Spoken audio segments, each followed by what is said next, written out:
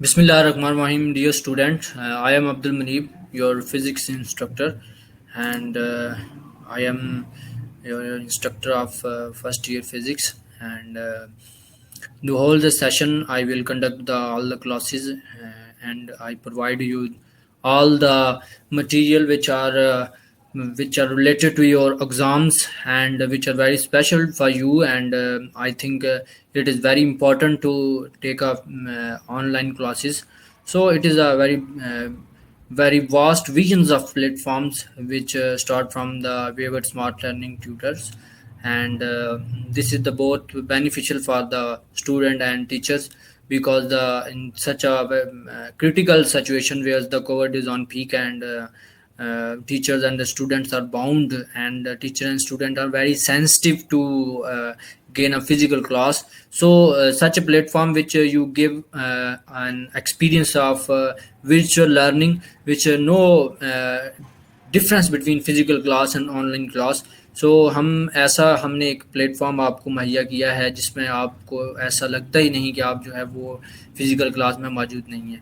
तो हम जो है वो तमाम चीज़ें इस तरह एक्सप्लेन करते हैं, और उनका क्वेश्चनर आंसरिंग, डेली के आपके एमसीक्यूज, डेली का आपका लर्निंग सिस्टम, उसके बाद आपका फीडबैक. तो मीन्स के कोई ऐसी चीज़ हमने जो है वो छोड़ी नहीं है जो कि फ़िज़िकल क्लास में ना होती हो, अनटिल के आप अगर ऑनलाइन क्लास लेते हो तो. So I request to you which are registered on this platform, please take regularly this online classes, and it will be beneficial for you because your exams are held on May or June. So please be prepared for exams. So the today we start our topic, and this is the last topic of the chapter number 3, motion and force. The topic name is projectile motion. So before the study this topic, we have discussed what is the motions and which type of motion now we are discussing.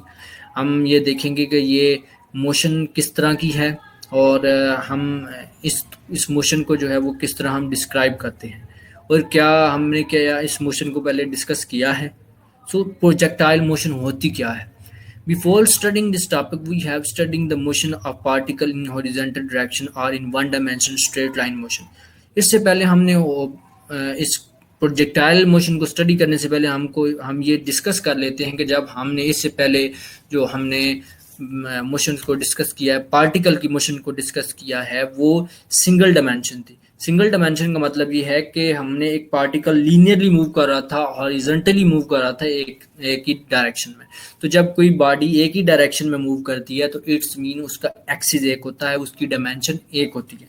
तो जब body की dimension एक होती है, उसका axis एक होता है, तो इट्स मीन्स कि वो वन डायमेंशन में जो है वो बॉडी मूव कर रही है, उसकी डायमेंशन जो है वन है. ठीक है. तो वन डायमेंशन का मीन्स कि वो एक एक्सिस में है. एक्सिस का मीन कि वो किस हॉरिजॉन्टल है या वर्टिकल है. हॉरिजॉन्टल का आपको पता है कि जो एक्स एक्सिस है उसको हम हॉरिजॉन्टल लेते हैं, यानी प्लेन का एक्स एक्सिस जो प्लेन के साथ जो बिल्कुल मर्ज करता है उसको हम हॉरिजॉन्टल एक्सिस लेते हैं, और जो वर्टिकल एक्सिस होता है वो प्लेन के वाई एक्सिस को खिलाता है. ठीक है.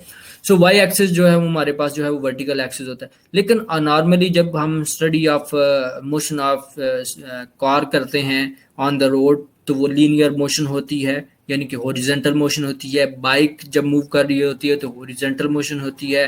कार मूव कर रही होती है तो हॉरिजॉन्टल मोशन होती है. On a straight line on a road, ठीक है, उसकी वेलोसिटी फाइंड करनी हो तो वो हम वन डायमेंशन में फाइंड करते हैं. उसका एक्सेलरेशन फाइंड करना हो तो वन डायमेंशन में फाइंड करते हैं. ठीक है.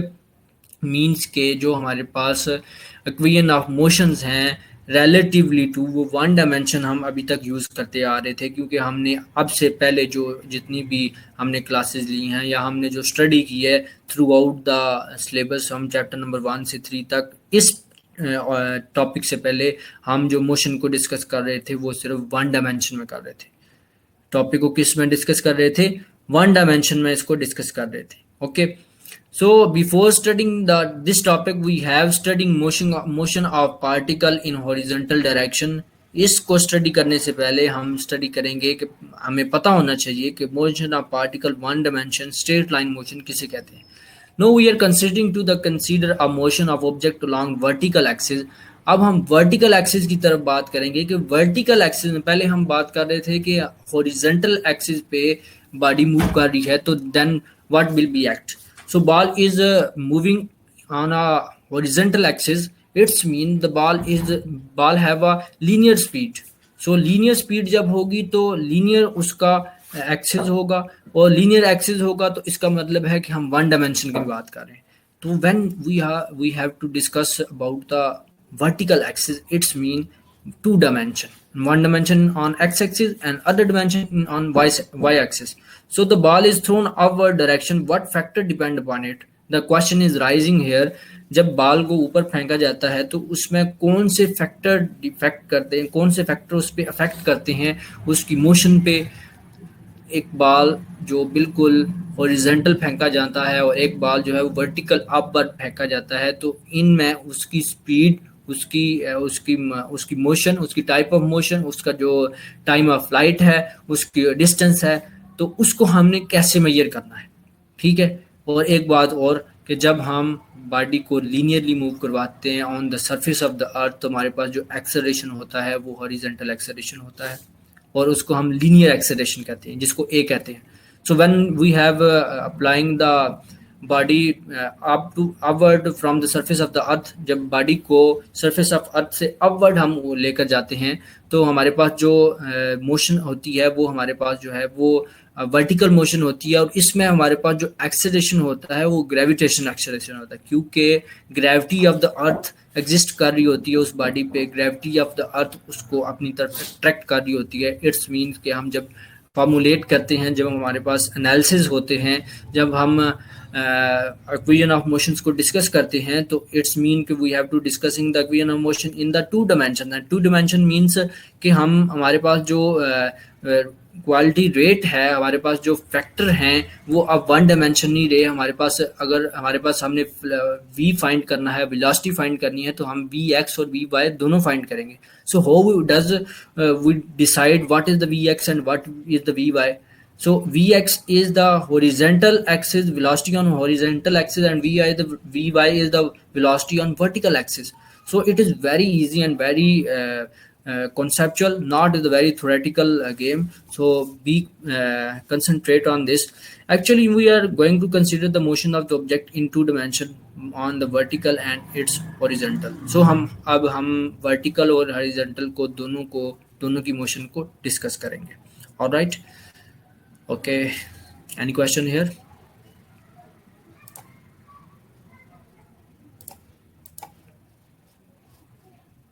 Okay, thank you. Okay, so first we have discussed before the image of the projectile motion. Projectile motion के behind क्या scene था और projectile motion को हमने कैसे discuss करना था. Now we have to proper define the projectile motion. Projectile motion is the two-dimensional motion under constant acceleration due to gravity. Projectile motion जो है वो टू डायमेंशन मोशन है और ये कांस्टेंट एक्सेलरेशन ऑफ ग्रेविटी के under काम करता है. What is mean? One line में इसका एक डेफिनेशन है, but it is the many depth in question. और इस क्वेश्चन में बहुत डेप्थ है और इस डेप्थ में बहुत ज़्यादा नॉलेज है. मीन्स के इस एक लाइन में at least 2 and 3 pages may be written that. So that is not a one line definition. It is very vast vision of the projectile.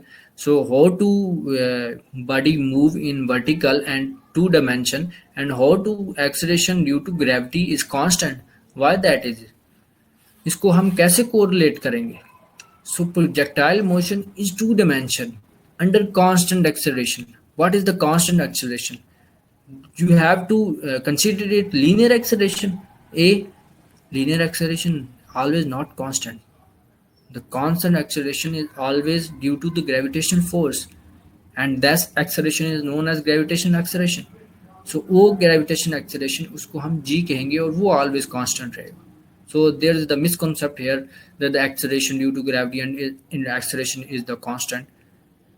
So sometimes student might have study or might have concept that the acceleration is equal to a is equal to constant. A is not constant. A is varying. A जो है वो कभी भी constant नहीं रहता, क्योंकि body कभी भी एक जैसी वेलोसिटी में नहीं रहती. एक जैसी वेलोसिटी का मतलब है कि बॉडी की स्पीड कभी भी एक जैसी नहीं रहती। बॉडी जब रेस्ट पे होती है तो उसकी स्पीड जो है वो रेस्ट के लिहाज से होती है। There is no acceleration to produce.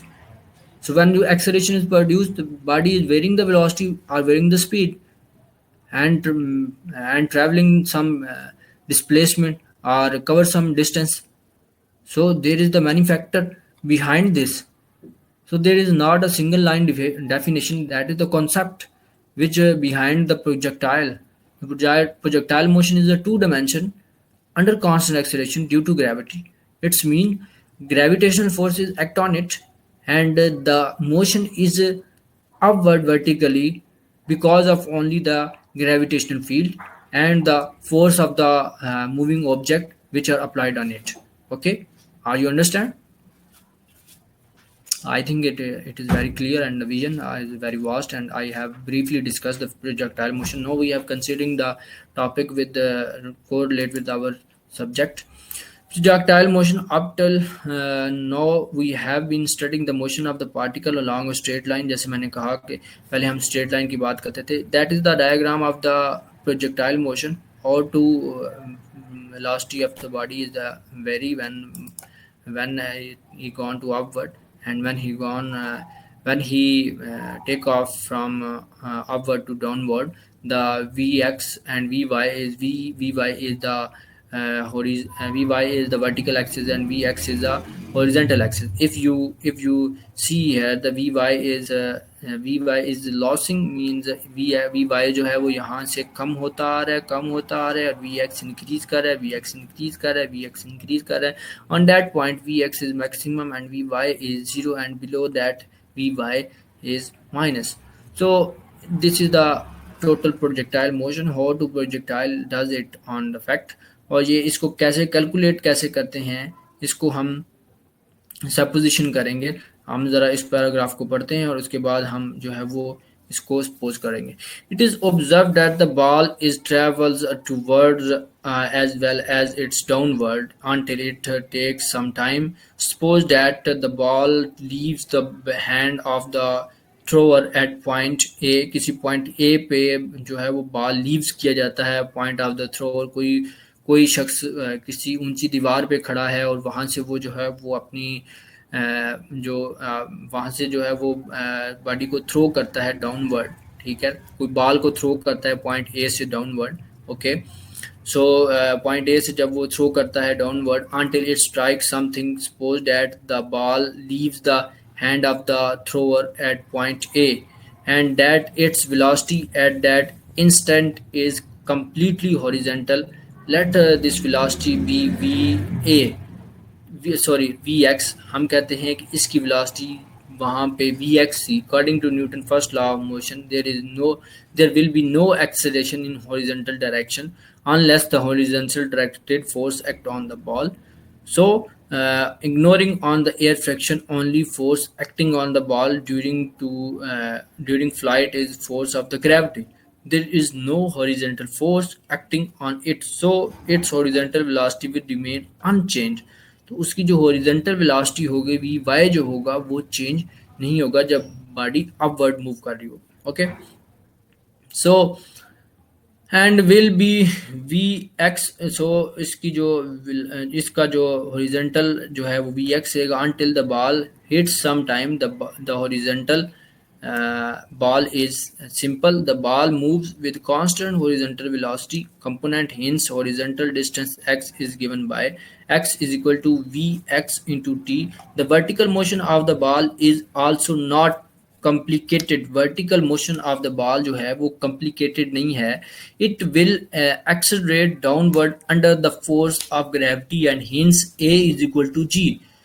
This vertical motion is the same as for freely falling body since initial vertical velocity is zero. इसका मतलब है initial vertical velocity जो है वो zero है. तो y हमारे पास horizontal जो हमारे पास axis है उसकी जो horizontal एक यानी कि हाफ टाइम ऑफ फ्लाइट इसको कहते हैं, हाफ हाइट हम फाइंड करते हैं y is equal to 1/2 gt square. ये फार्मूला कैसे ड्राइव हुआ ये मैं आपको नेक्स्ट स्लाइड में मैंने इसकी डेरिवेशन की है, खुद इसको ड्राइव किया प्रॉपरली. तो नेक्स्ट स्लाइड में हम उसको प्रॉपरली डिस्कस करते हैं. ठीक है, okay. No, the student, I have discussed there there is a two figures. This figure is a complete projectile and this figure is a half projectile. Half projectile का मतलब ये है कि जब कोई भी शख्स किसी ऊंची जगह से किसी बॉडी को नीचे की तरफ फेंकता है, ऐसे नीचे की तरफ फेंक रहा है, तो इसका मतलब है कि इसका वी वाई यहाँ पे जीरो था। वी आई वाई यानी कि इनिशियल वेलोसिटी यहाँ पे क्या थी, जीरो थी। और हमारे पास जो इसकी जो हाइट है वो क्या है, एच है। H is that height. Okay, so x जो है वो इसने डिस्टेंस तय किया है। एक्सेलरेशन ए वाई, यहाँ पे कौन सा एक्सेलरेशन है, यहाँ पे ए वाई एक्सेलरेशन, वो किसके इक्वल है, जी के इक्वल है। और ए एक्स तो है ही जीरो। ठीक है, अच्छा, अब हम equation second equation of motion लगाते हैं जो कि S is equal to we I T plus half G T square. ठीक है, एच एच एक्स की जगह पे एच कर दे। एक्स आपके था ना V I T plus half A T square, X की जगह पे एच रिप्लेस कर दिया और ए की जगह पे जी रिप्लेस कर दिया, क्योंकि वो लीनियर एक्सेलरेशन था और ये ग्रेविटेशनल एक्सेलरेशन है। सो हमारे पास जो H V I Y T plus half G T square, H is equal to half G T square. V I Y T क्यों पूरे का पूरा जीरो हुआ, क्योंकि हमारे पास इनिशियल वेलोसिटी यहाँ पे वी आई वाई क्या थी, जीरो थी। तो final velocity V V Y X maximum होगी। ठीक है, क्योंकि वो ग्राउंड पे जब हिट करेगा तो वी एक्स वाई मैक्सिमम होगी। लेकिन हमने हाइट फाइंड करनी थी हाफ प्रोजेक्टाइल की। लेकिन अब जब हम कंप्लीट प्रोजेक्टाइल की हाइट फाइंड करते हैं, हम कंप्लीट प्रोजेक्टाइल की जब हाइट फाइंड करते हैं तो इसमें हम जो है हम कंप्लीट जो है वो मोशन लेते हैं, यानी कि उसकी। Okay, so that is complete projectile motion. Okay, so हमने ये कंप्लीट प्रोजेक्टाइल ली है। यहाँ पे हमने ग्राउंड से ग्राउंड तक हमने बॉल को फेंका है। बॉल ग्राउंड से थ्रो किया गया और उसकी उसकी मैक्सिमम हाइट इतनी थी, जो इसको हम आर कह रहे हैं। ठीक है, और यहाँ पे वी एक्स जो है वो मैक्सिमम था और वी वाई जो है वो ज़ीरो था। वर्टिकल वेलोसिटी उसकी क्या थी, ज़ीरो थी। और जो नीचे आता जाएगा आता जाएगा आता जाएगा आता जाएगा आता जाएगा आता जाएगा, वी वाई बढ़ता जाएगा, वी एक्स कम होता जाएगा। ठीक है, यानी कि हम ये कहते हैं कि यहाँ पे वी एक्स मैक्सिमम है, वी एक्स ऊपर जाते जाते कम होता गया कम होता गया, सॉरी, वी वाई यहाँ पे मैक्सिमम है, ऊपर जाते गए कम होता गया, इस पॉइंट पे वी वाई जो है वो क्या है, जीरो है। सो हाइट ऑफ प्रोजेक्टाइल हमारे पास जो होगी उसके फार्मूला हम फाइंड करने के लिए हम क्या करेंगे, टोटल डिस्टेंस फाइंड करेंगे।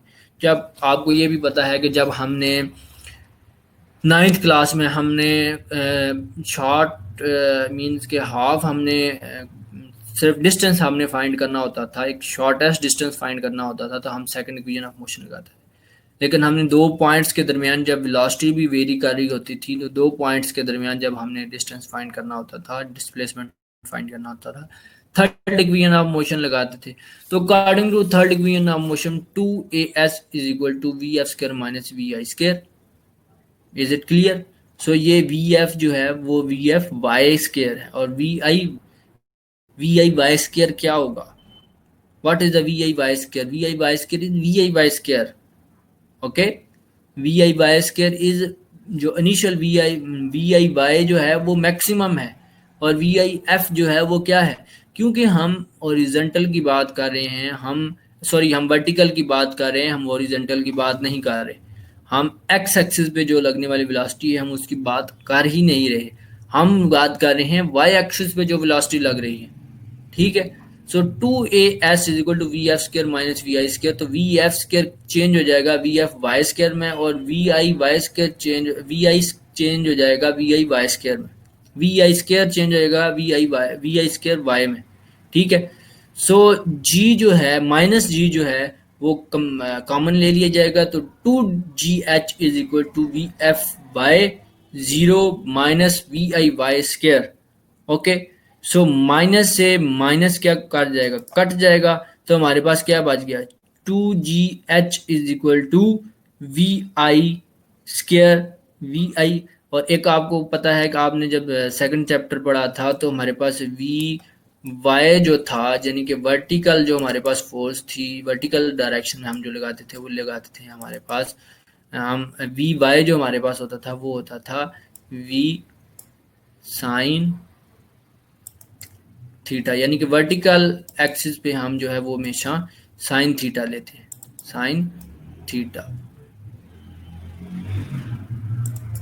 ओके, तो यहाँ पे वी वाई स्क्वायर है तो V I square sine theta.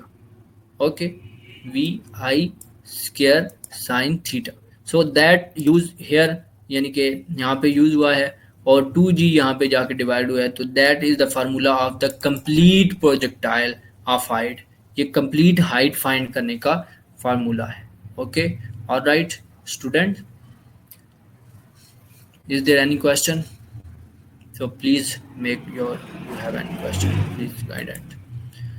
So time of flight, अब हमने क्या करना है, टाइम ऑफ फ्लाइट को फाइंड करना है। हमने उसी प्रोजेक्टाइल को लेना है, टोटल प्रोजेक्टाइल ये है, इस पूरी प्रोजेक्टाइल में कितना टाइम कंज्यूम हुआ है हमने क्या करना है वो फाइंड करना है। ठीक है, अब जरा एज्यूम करें हमारे पास एस क्या है, हमने स्टार्ट कहाँ से लिया, ज़मीन से, यहाँ पे हाइट क्या थी, 0 थी। जब हमने एंड किया तो तब भी हाइट क्या है, 0 है। इस हाइट को हम कंसीडर नहीं कर रहे क्योंकि हमने क्या करना है, हमने टोटल टाइम फाइंड करना है कि टोटल टाइम कितना आया है। Okay, so S is equal to H is equal to 0। Formula हमने सेकेंड इक्वेशन ऑफ मोशन ही लगानी है, S is equal to we I T plus half G T square. So V I is converted to we I Y which is equal to we I sine theta, Vi is converted to VIY which is equal to Vi sin theta.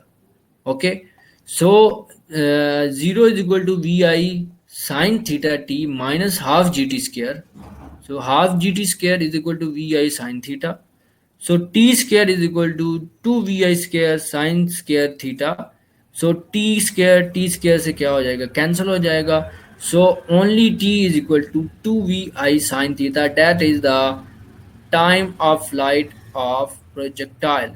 So that is the very easy. If you have understand these concept, only apply the formula and putting the value. If you have concept that we have to find the projectile and the time of the projectile, what is the time of the projectile according to the second equation of motion, how does it make to sense what is the projectile motion and what is the time of the flight, and where the height taking is 0.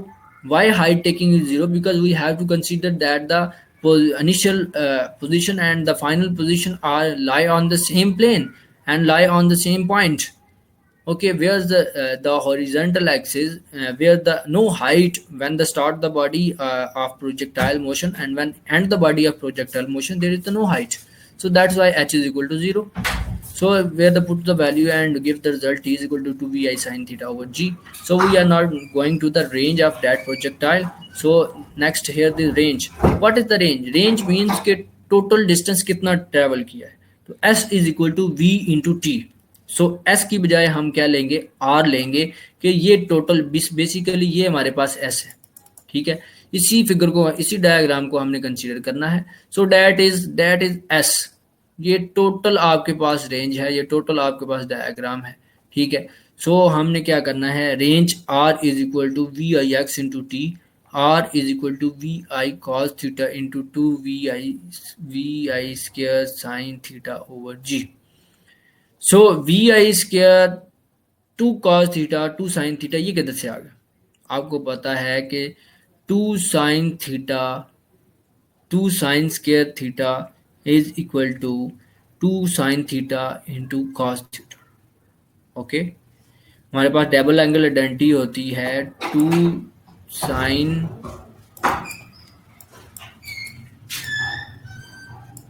Theta which is equal to 2 cos theta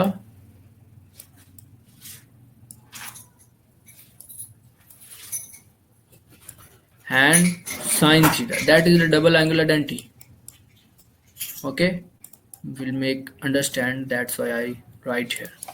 Okay, so Here's Vi and Vi multiply to Vi square 2 cos theta sin theta over g, and 2 cos theta sin theta make sin 2 theta, which I write here. So आज जो हमारे पास range जो हमारे पास हो जाएगी वो हो जाएगी sin 2 थीटा, मीन्स के V I square over G, means हमारे पास जो लेट्स सपोज हम ये करते हैं कि हमारे पास जो थीटा है साइन 2 थीटा है वो 1 के इक्वल है।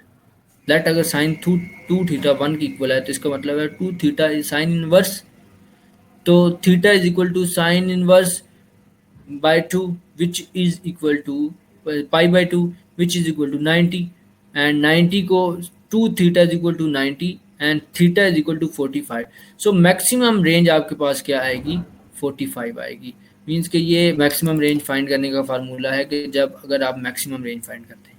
अब साइन 2 थीटा को 1 क्यों रखा, ठीक है, रेंज मैक्सिमम कैसे आई, कैसे हमको पता चलेगा, that is very here this formula only considering this formula. Okay, so no we are going to slide number 1। So हम यहाँ पे कुछ डिस्कस किए हैं, यहाँ पे कुछ चीज़ें। For an angle less than 45 the height reached by the projectile and the range both will be less. जो हाइट रीच होगी प्रोजेक्टाइल की और वो दोनों जो हैं वो लेस होंगी। When the angle of projection is greater than 45, height will be maximum but range is less। हम इस डायग्राम में दिखाया गया है कि एक कंप्लीट प्रोजेक्टाइल की मैक्सिमम जो रेंज है वो 45 है, लेकिन अगर एंगल ज़्यादा कर देंगे, थीटा ज़्यादा कर देंगे तो उसकी हाइट ज़्यादा हो जाएगी बट रेंज इज़ लेस। लेकिन एंगल कम कर देंगे तो रेंज भी लेस होगी और हाइट भी वो क्या हो जाएगी, कम हो जाएगी। तो that is the difference, that is the key point. ये आप समझ लेंगे, ये एमसीक्यूज में पूछे जाने वाले क्वेश्चन है कि अगर हाइट जो है वो बढ़ा देंगे तो फिर रेंज क्या होगी, और अगर हाइट कम कर देंगे 45 से तो फिर रेंज क्या होगी। अब मोस्टली लोगों को पता होता है कि मैक्सिमम प्रोजेक्टाइल जो है वो हाइट ऑफ दैट थिंक है, ठीक है। So that's why it's considered be serious। Okay, so key points, the range will be maximum when the angle of the projection is equal to the 45। so that is the complete overview of this chapter, sorry, complete overview of this you can say uh, this this topic, and I think you will be understand, and please put the question if you have not and if you have any problem about this। so thank you very much for watching us, and keep watching me, and also keep raising the question and watching the videos, and as well as learning this point of view, and you are so lucky and you have provide the platform the Wayward Smart Learning। thank you Wayward Smart Learning, and thank you for all the management team, and thank you to all to you।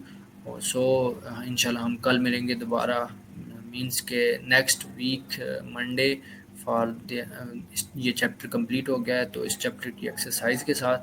तब तक के लिए मुझे इजाज़त दीजिए, अपना बहुत सा ख्याल रखिएगा। Have a nice weekend. Okay, अल्लाह हाफिज़।